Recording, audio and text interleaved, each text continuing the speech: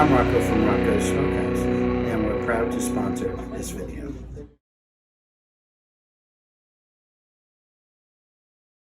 Yeah, this is me. I got my Rolls. My name is James Cameron, and I love Rolls-Royces. And I want to welcome you to the Rolls-Royce and Bentley University Buyer's Guide. Let's start class. Well, class, I want to welcome you to a very special edition of Rolls-Royce and Bentley University.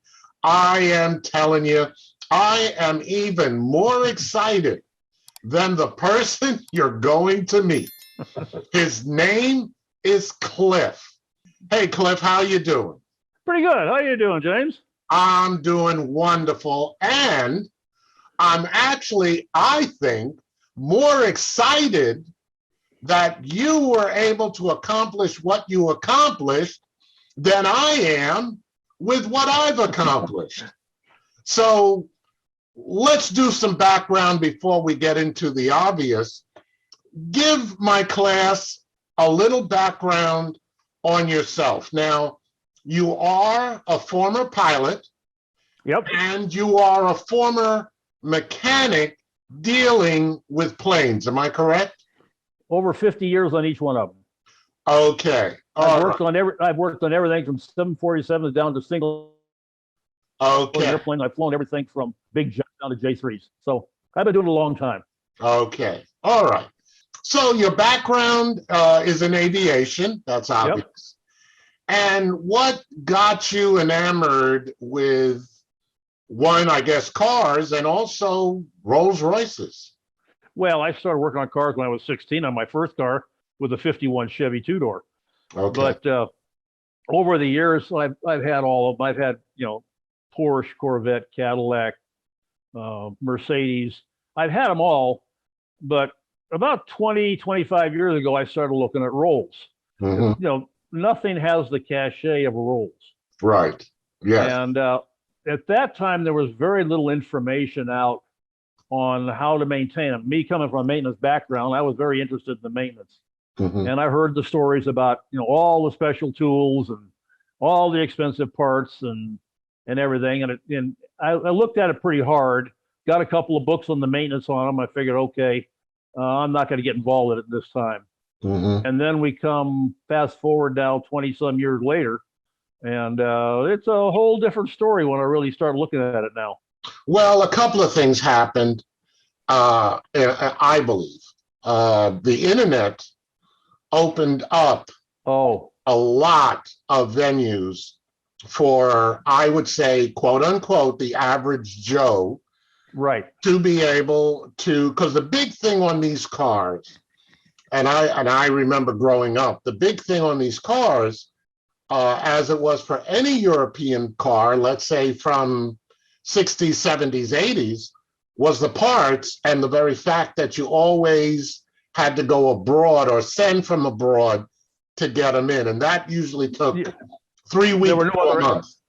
Yeah, there were no other avenues. Right, exactly. Now there's a plethora of choices. And a lot of those choices are domestic, more so domestic than they are international. It's totally flipped. So, okay, so now we move forward 20, 25 years.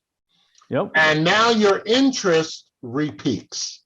So how did that all happen? Starting to look at it.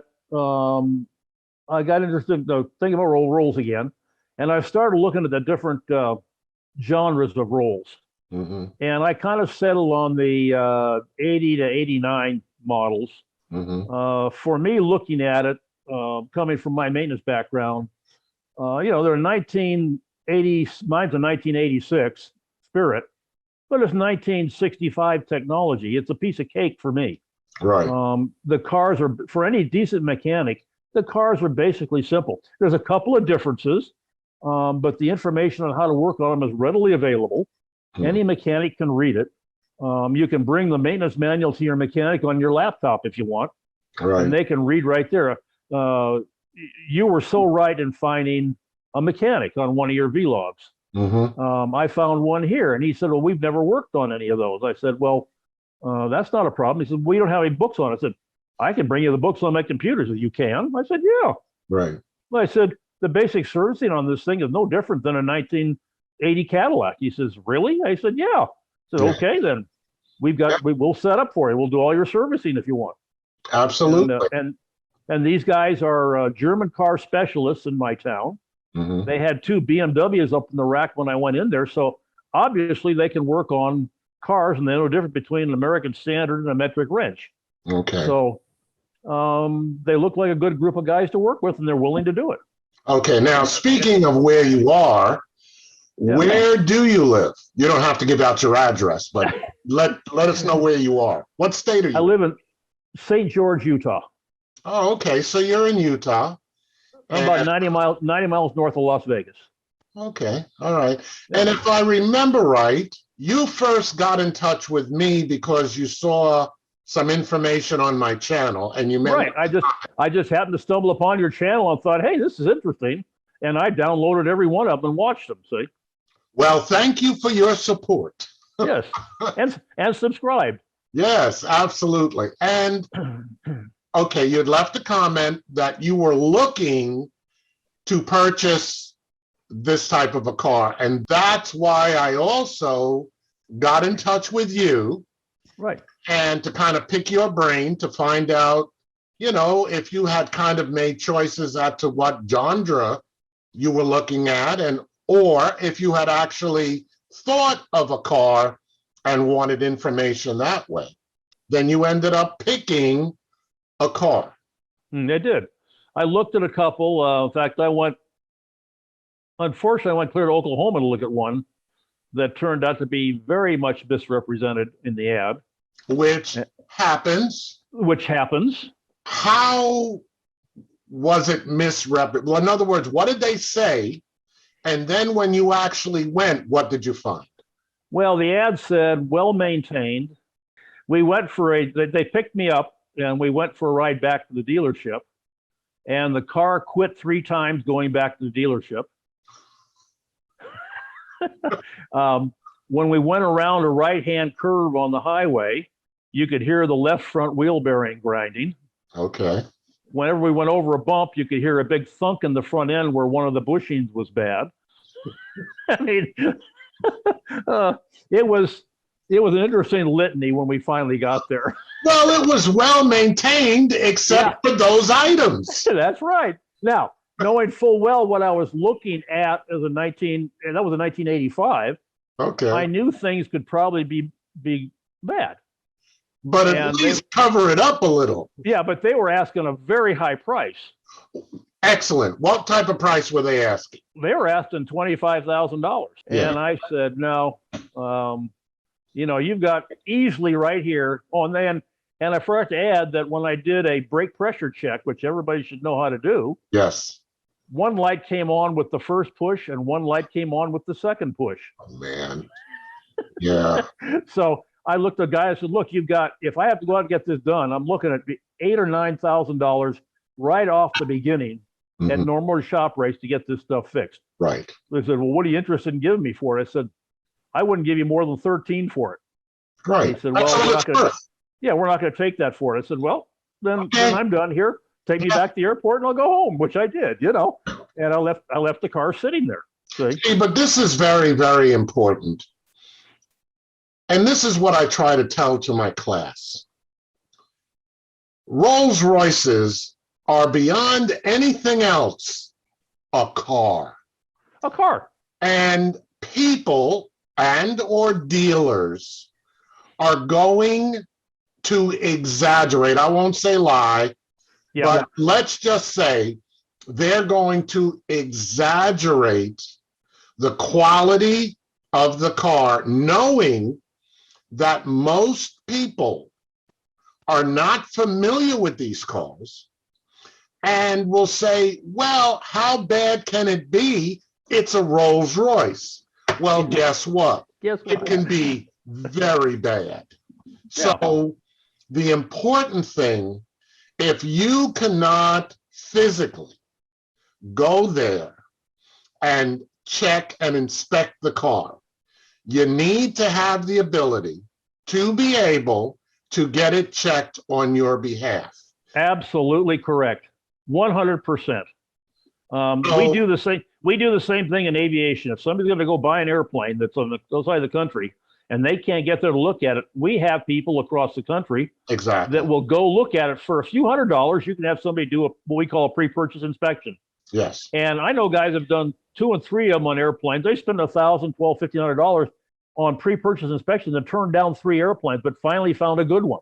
Right. It's the same thing here. There are companies that will go for a few $100s and inspect your car. If you can't get out to where the car is, they will do a 50-point inspection and drive it and give you the thumbs up or the thumbs down. Now, what they might also do is say, listen, the car is mechanically sound, but there are some things that you're going to have to deal with when you get it. And at that point, it is your choice if you now want to still continue with the purchase. But the bottom line is, once you know the car is mechanically sound, you can still negotiate the price. Absolutely. And that's the cheapest money you'll spend on a Rolls-Royce. If you can't inspect it yourself and know what you're looking at, to have a third party who knows what they're looking at to inspect it, and for a few $100s to have a yes or no on it, that's the cheapest money you'll ever spend on a Rolls-Royce. But from the continuing maintenance standpoint, though, the car is a 1975 car. I mean, in system quality, it's easy to work on. Any decent mechanic can work on it. There are some unique differences, like the hydraulic system, but other than that, it's disc brakes, it's water pumps, it's hoses, it's fan belts. Right. It's nothing mysterious or exotic about it. Just like your video on the windshield is. The windshield is exactly the same on this as it is on a 1995 Cadillac, except for a few screws in the windshield. Exactly. That's it. Any windshield company can put one in. And let me talk about that for a second, if I may.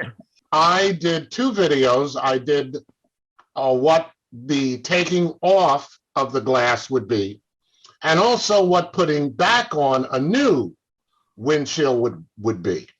Now, it also happens that the company that did the takeout and the install, their name is Danny's. They're a local glass company here. They have a number of locations. And even with them, once they heard Rolls-Royce, they wanted no parts of it. They said, oh, well, it's a Rolls-Royce. We don't deal with. And I spoke to the owner and I said, let me just ask you a question. He said, all right, go ahead. I said, can you do an install on a 1985 Cadillac? He said, yeah. Could you do an install on a 1989 Cadillac? He said, yeah. I said, well, guess what? It's a 1989 Rolls-Royce. And he goes, really? I said, 100% correct. Yeah, it's really unbelievable. But the mystique of what you can and cannot do goes also to mechanics, also goes to artisans. They're afraid of touching the car. Just say Rolls-Royce or Bentley. Oh, we don't deal with those cars, without ever getting to know them at all. Got to get through the mystique. Exactly. And that's all it is mystique. There's a couple of differences, like I say, but other than that, it's just mystique. All right, so let's move it a little forward. You now found your car that you at least thought you wanted to buy. Yep. And that's when me and you really started getting into some details. Right. If I remember right, they originally wanted $26,000 for this car? That's correct. Okay. And the first thing I told you was that the car was way out of price. And I agreed with you. Yes. It was way out of price. Way out of price. And then, so you knew that already. Yep. So you had that in the back of your mind. And then you had said that the dealership that this particular car was in, was actually in an area that you kind of grew up with. No, 2 blocks from where I grew up. Okay, so Literally 2 blocks from where I grew up. so it was like, okay, I'll go there. It's all home week. Yeah. So you went there, and they already had it up, waiting for you to inspect it. When I talked to him on the phone, I said, well, I'd like to be able to arrange to get it on a rack so I can look at it. He says, if you want to come out here and look at it, I will have it on the rack when you get here for me. Okay, all right. Okay. So you get there, it's ready for you, It's on the rack. and they're wearing their white coats, and they're saying, Yeah. well, go at it. And what do you find? I spent 2 hours working on it. And I was sitting there looking at oil leaks, trying to find oil leaks and everything.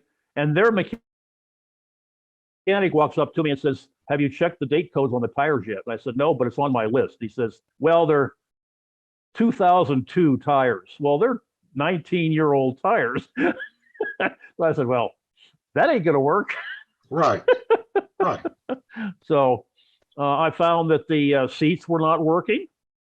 You're talking about the power seats. The powered seats, they were not working, neither one of them. Okay. The cruise control was not working.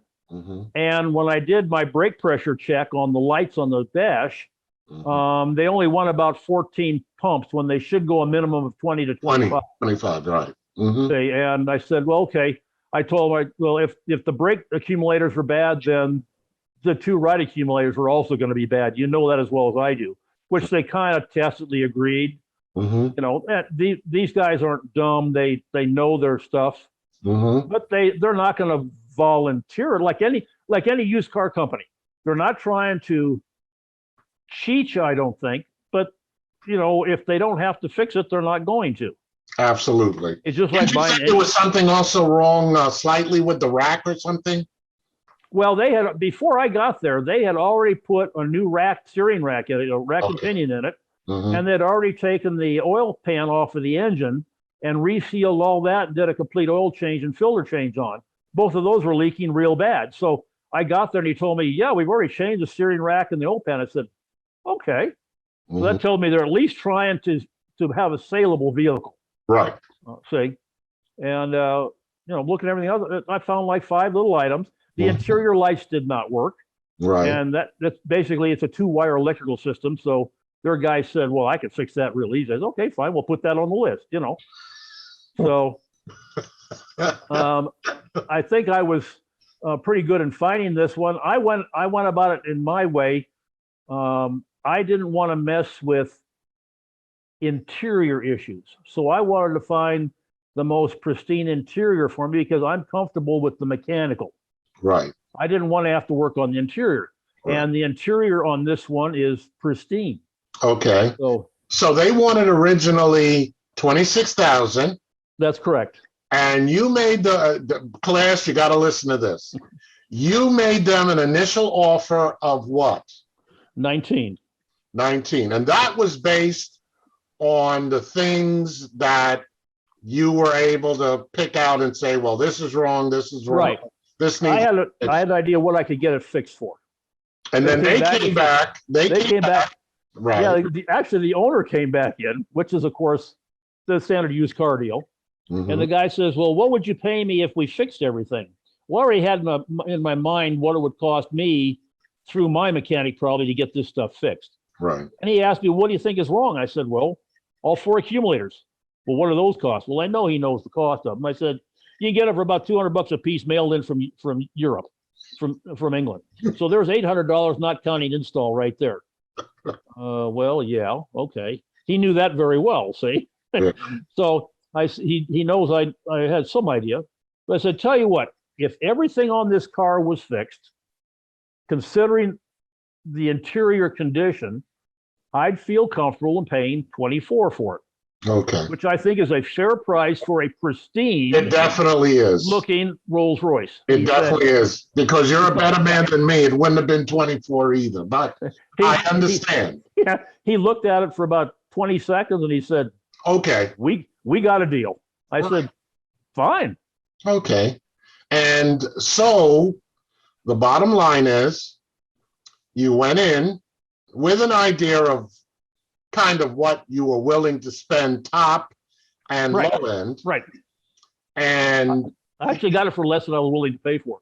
right. I And hope they don't receive this. well, it's too late now. Not by much. Not by much, but you know, Okay. not by much. So, the bottom line is that you got your car. I did. You got your car. Yep. And one thing I forgot to ask you, what is the mileage on it? 26,800. It's 26,800. Yep. Now, on my end also, you know where I'm going. I know where you're going. That is a little bit of a red flag for me. But again, the difference here is that you are a mechanic. So No different than the airplane world. If you buy an airplane that's 40 years old and has 1,500 hours of flight time, right. it's been sitting for most of its life, and you can expect they're going to have to fix things. Exactly. So no different. Again, you are coming from a different perspective than mine. Correct. Yep. My perspective is that even with maintenance records and everything, this car has not been driven enough for me to make sure that all the we already went through the hydraulics, but basically to make sure that all the hoses, that all the wires, that the connections have been used, and because they've been used, they are viable. But I know I will find things in the first year that I need to touch up on. I'm aware of that. Mm-hmm. First thing out of the box is going to be front brake pads, because they're down to 5 millimeters. I couldn't really squawk them because they're legal. 3.5 is the minimum. Right. As soon as I get it, I'm putting new front brakes on. And I know that going in. And again, based on the fact that you can get these parts on eBay, there's a number of other companies that luxury cars, which is a Rolls-Royce for all intents and purposes, and I hate to use this word, but I will, a luxury junkyard in South Carolina that is run by a Brit by the name of David, who I will be having a video about as well. You can get parts right through him. There's a myriad of places now where you can get parts new and used. Readily available. Brake pads are $40 a set. Exactly. So I mean, when it really boils down, all these rumors about these engines are sealed. No, they're not. They're not sealed. That comes from, there was a tour where it was from one part of Great Britain to the other, and to make sure that the engines were not dallied with, they covered the engines to make sure that nobody could work on them in between. But that was back in the 1920s. It's a standard V8 that's good for 500,000 miles. Exactly. And this is the thing now with cars.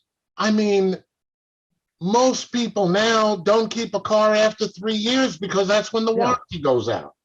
The transmission's a standard GM 400 automatic transmission. They've made millions of them. Since 1959. Yeah.